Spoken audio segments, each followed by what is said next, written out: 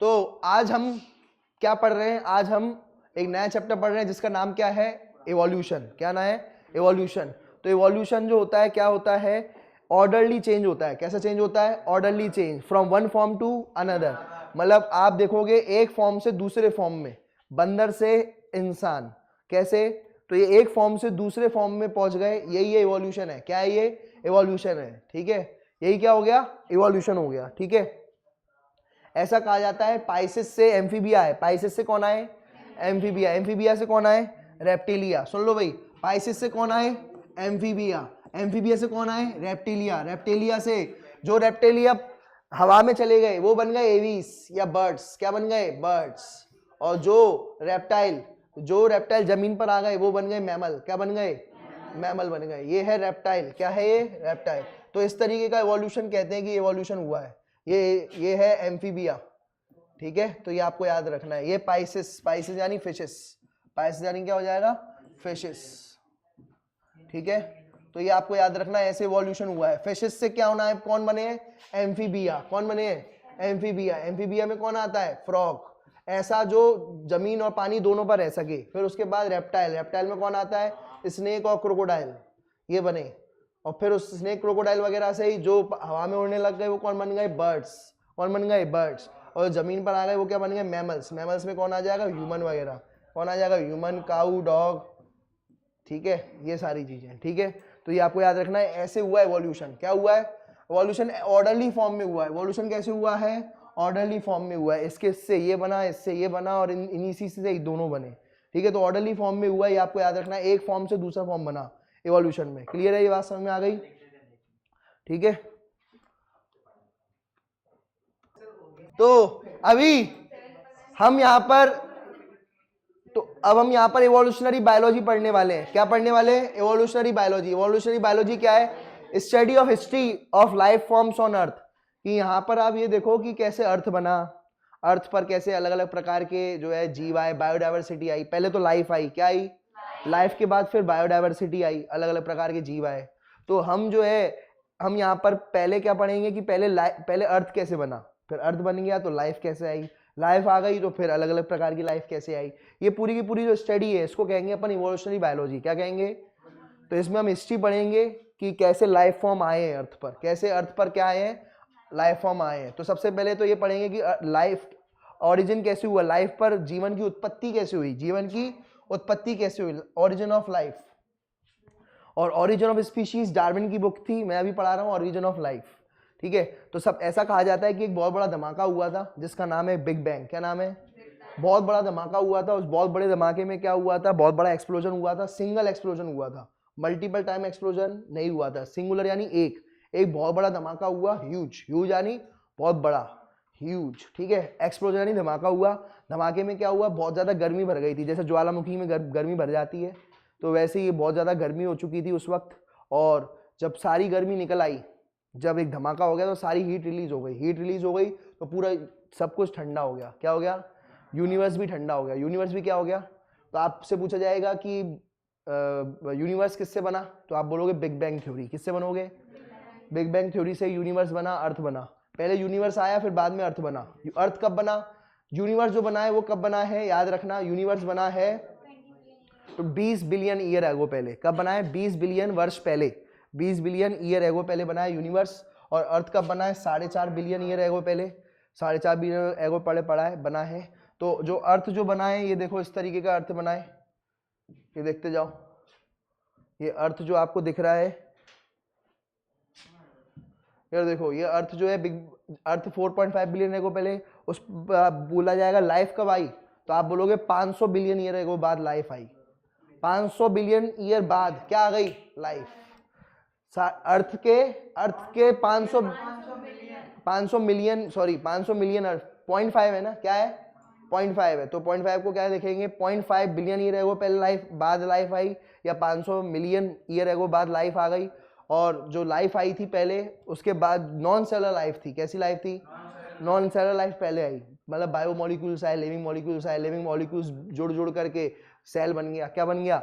Living molecule जुड़ जुड़ करके क्या बन गया? सेल बन गया। तो सेलुलर लाइफ आ गई, अमीबा आ गया। अमीबा यूनिसेलुलर था, अमीबा कैसा था, यूनिसेलुलर। ये सेलुलर लाइफ कब आई, 2 बिलियन ईयर अगो पहले, और नॉन सेलुलर लाइफ कब आई, 3 बिलियन ईयर अगो पहले।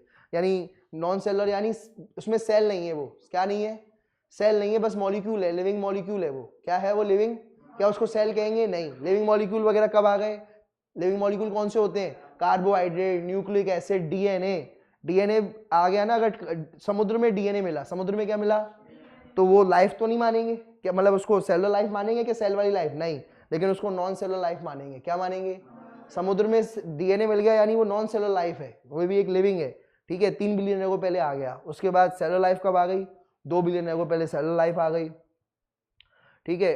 अमीबा आ गया, फिर ये यूनिसेलुलर से मल्टीसेलुलर बन गए, यूनिसेलुलर से क्या बन गए, मल्टीसेलुलर बन गए, ठीक है। अब जरा इधर देखते जाना, एनसीईआरटी कुछ लाइनें बोलती है, जरा वो सुनो।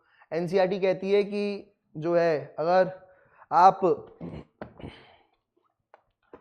एनसीईआरटी ये कहती है कि हम जो है स्टार्स को अगर अपन देख रहे हैं, किसको देख रहे हैं, स्टार्स को, अगर आप स्टार्स को देख रहे हो तो आप जो है, आप झांक रहे हो अतीत में, किसमें झांक रहे हो, you are peeping in the past. Peeping यानी झांकना, किसमें पास झांक रहे हो, ठीक है, आप झांक रहे हो, क्योंकि जो यहाँ पर जो है ट्रिलियन किलोमीटर है, कितना किलोमीटर है, यहाँ से जो स्टार्स और जो इंसान है उसके बीच में कितना रास्ता है, ट्रिलियन किलोमीटर। 1 किलोमीटर 2 किलोमीटर नहीं, बिलियन किलोमीटर भी नहीं, ट्रिलियन किलोमीटर दूर है स्टार आपसे। और आप अगर आप स्टार्स को देख रहे हो तो यानी आप पीप कर रहे हो पास्ट में, किसमें, पास्ट में पीप कर रहे हो, आप पीपिंग इनटू द पास्ट। क्यों, क्योंकि जो लाइट स्टार से आई होगी, जो स्टार से लाइट आई, ये जो लाइट आई है उसको बहुत टाइम लग गया यहाँ पर, तो आप जो लाइट देखी वो ऑलरेडी स्टार से निकल चुकी है, तो वो स्टार के लिए क्या है, पास्ट है। वो जो लाइट निकल चुकी है वो स्टार के लिए क्या है, पास्ट है। और तुम जो है झांक रहे हो उसके पास्ट में, स्टार के पास्ट में, स्टार की लाइट को झांक रहे हो, समझ रहे हो बात को। तो ये जो लाइट निकली है बहुत टाइम पहले निकली है, और अब तुम उसको देख पा रहे हो, जबकि उसने तो पहले ही निकाल ली थी। तो अब आप देख रहे हो यानी उसके, आप पास्ट को देख रहे हो, क्या देख रहे हो, पास्ट को देख रहे हो। क्लियर है, तो ये आपको याद रखना है, ठीक है। अगर डिस्टेंस वगैरह जो होता है ना, स्टेलर्स में नापा जाता है, किस में नापा जाता है, स्टेलर्स डिस्टेंस जो होते हैं बहुत दूर होते हैं ना, किलोमीटर या ट्रिलियन किलोमीटर जो होते हैं, स्टेलर डिस्टेंस में नापा जाता है, बहुत दूर होता है वो, ठीक है। तो ये आपको याद रखना है भाई, ठीक है। दूसरा, एनसीईआरटी ने कुछ लाइन और बोली है। एनसीईआरटी ने ये बोला है कि सबसे पहले जो है यूनिवर्स जब बना तो यूनिवर्स के बाद जो है बहुत सारी गैलेक्सीज बनी, क्या बनी, बहुत सारी गैलेक्सीज बनी। गैलेक्सीज कौन कौन सी, आकाश गंगा गैलेक्सी, ठीक है, आकाश गंगा गैलेक्सी। फिर उसके बाद कौन सी, ये अपार्टमेंट का नाम नहीं बता रहा हूं मैं कोई, ये गैलेक्सी का नाम है। दूसरी मिल्की वे गैलेक्सी, तो ये बहुत सारी गैलेक्सीज वगैरह बनी।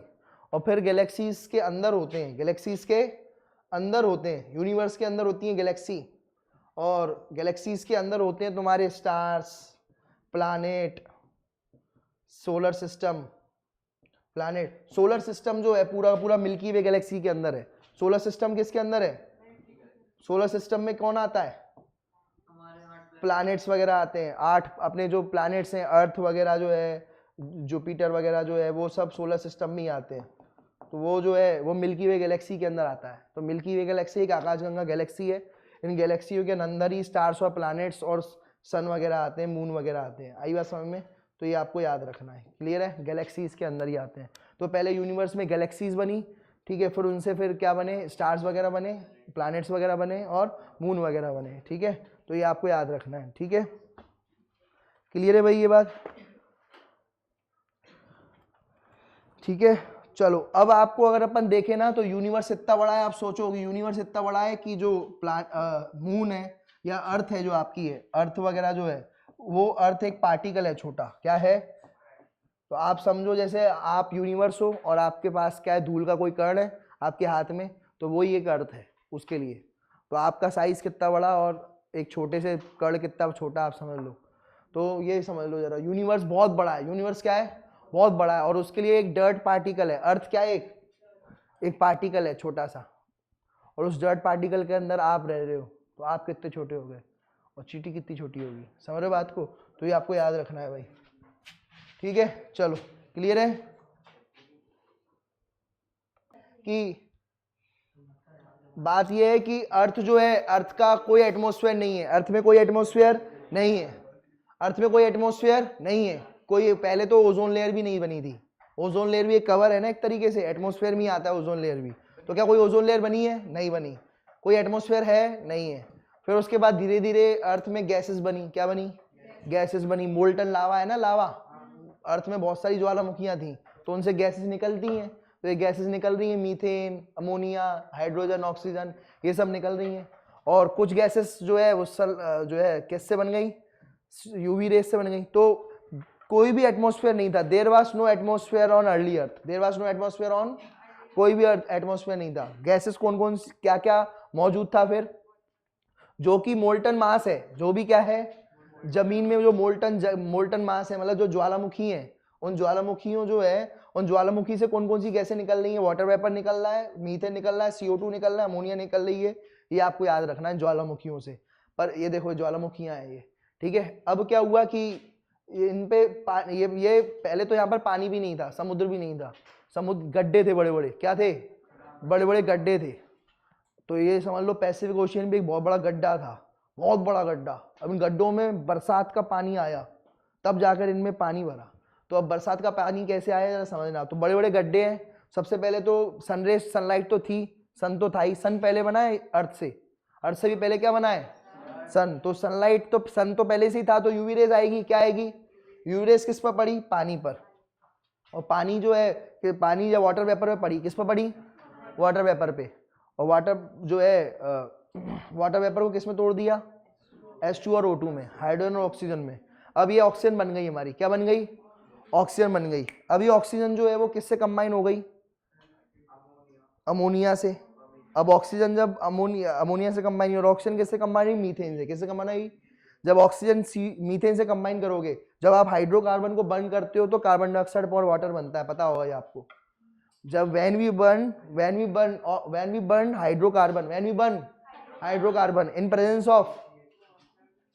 of oxygen, in presence of we get water and CO2। मतलब देखो कार्बन है और ऑक्सीजन है, ऑक्सीजन को कार्बन के साथ जोड़ देंगे तो CO2 बन गया, ऑक्सीजन को हाइड्रोजन के साथ जोड़ देंगे तो वाटर बन गया, या ऑक्सीजन को हाइड्रोजन के साथ जोड़ देंगे तो भी वाटर बन जाएगा। आई बात समझ में? तो और ज्यादा वाटर बन गया, और ज्यादा क्या हो गया? वाटर बन गया। अब देखो जो ऑक्सीजन है, अब इस ऑक्सीजन ने बहुत सारी चीजें बना दी। कहने का मतलब ये ऑक्सीजन बहुत रिएक्टिव है, ये बात ध्यान रखना। सबसे रिएक्टिव मॉलिक्यूल कौन सा होता है? ऑक्सीजन। आपसे पूछा जाएगा पहले की एनवायरनमेंट कैसी थी, तो आप बोलोगे रिड्यूसिंग। कैसी थी? पहले ऑक्सीडाइजिंग नहीं थी, ऑक्सीडाइजिंग तो बाद में हुई। ऑक्सीडाइजिंग क्या हुई? बाद में हुई। पहले की जो एनवायरनमेंट थी वो पहले कैसी थी? रिड्यूसिंग थी। कैसी थी? वहां पर ऑक्सीजन नहीं था। क्या नहीं था? ऑक्सीजन नहीं था, तो कैसी हो जाएगी बोलो? रिड्यूसिंग एनवायरनमेंट हो जाएगी। कैसी एनवायरनमेंट हो जाएगी? रिड्यूसिंग। फिर जब बाद में ऑक्सीजन आ गया तो कैसी एनवायरनमेंट हो गई? ऑक्सीडाइजिंग एनवायरनमेंट हो गई। एनवायरनमेंट कैसी हो गई बोलो बेटा? ऑक्सीडाइजिंग हो गई। एनवायरनमेंट कैसी हो गई? ऑक्सीडाइजिंग। क्लियर है? तो यार देखो ओजोन लेयर कैसे बनी जरा देखना।